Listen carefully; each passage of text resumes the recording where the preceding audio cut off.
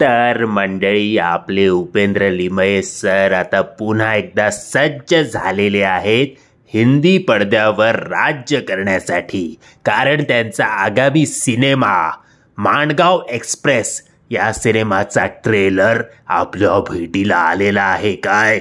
आणि या सिनेमामध्ये फक्त उपेंद्र लिमये सर नाही तर छायाताई कदम सुद्धा आपल्याला दिसणार आहेत. आणि ओव्हरऑल जय महाराष्ट्र असं आपण बोलू शकतो. भले याची थीम जी आहे ती गोव्याची आहे, तरी सुद्धा मराठी कलाकार आणि आय थिंक विपुल देशपांडे सुद्धा याच्यात आहेत.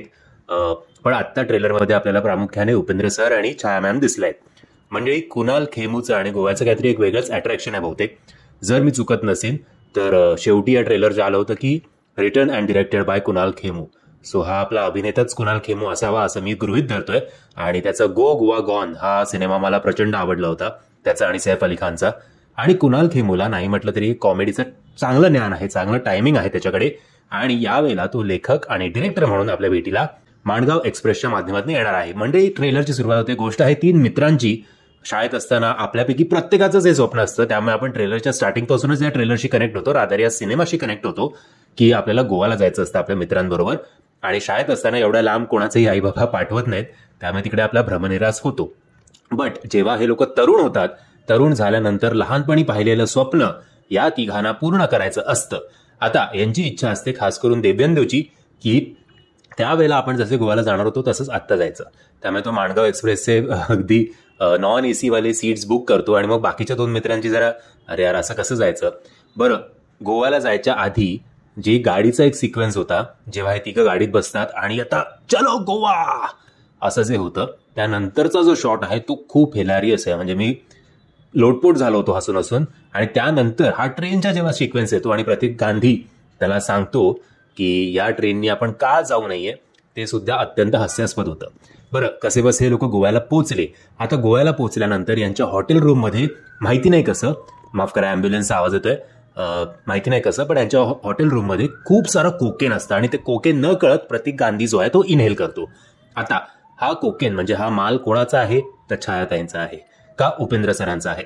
पण हे दोघंही या कोकेनच्या मागे लागलेले आहेत, म्हणजेच या तिघांच्या मागे लागलेले आहेत. आणि ही साधी सुधी क्राईम स्टोरी नसून एक डार्क कॉमेडी अशी क्राईम स्टोरी किंवा असा सिनेमा आपल्या भेटीला येणार आहे.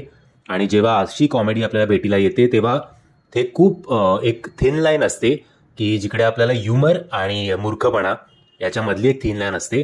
बट बरेच कमी ट्रेलर असे असतात की जिकडे ट्रेलर बघून आपल्याला वाटतं की हा सिनेमा बघायला हवा. आणि या ट्रेलरमध्ये ज्या प्रकारे हा ट्रेलर एडिट करण्यात आलाय किंवा ज्या प्रकारे याच्यात पंचेस टाकण्यात आलेत, सो आवर्जून हा सिनेमा बकेट लिस्टमध्ये आहे, याच्यात काहीही शंका नाही. बरं, नोरा फतेह अली खान सुद्धा आहे. सो आपल्याला थोडं मुलांना खास करून प्रेरणादायी असं व्यक्तिमत्व आपल्या भेटीला या सिनेमाच्या माध्यमातून येणार आहे. बट मी उत्सुक आहे की जो जय महाराष्ट्र फ्लेवर या ओव्हरऑल सिनेमामध्ये वाटतो, खास करून मोस्टली सेकंड हाफमध्ये जेव्हा यांना कोकेन सापडतं. आणि मग आता आधी गोव्याला जाणं जमत नव्हतं, आता या कोकेन आणि सगळ्या भानगडीमुळे गोव्यातनं बाहेर पडणं यांचं मुश्किल झालं या 3 मित्रांचं. आता उपेंद्र सर आणि छायाताईंना अवॉइड करून हे तिघं मित्र परत घरी कसे परतणार हे जर आपल्याला बघायचं असेल तर आपल्याला हा सिनेमा सिनेमागृहात जाऊन बघायलाच हवा. मंडळी, आवर्जून तुम्हाला विनंती करीन की हा ट्रेलर बघा, लिंक खाली डिस्क्रिप्शन बॉक्समध्ये आहे. मी आशा करतो उपेंद्र सरांच्या स्टाईलित प्रयत्न करतो, पुढे मागे होईलच, माफ करा. हे नुसता बघत काय बसलायस, लगेचच चॅनलला लाईक, शेअर आणि सबस्क्राईब करणे का क्या.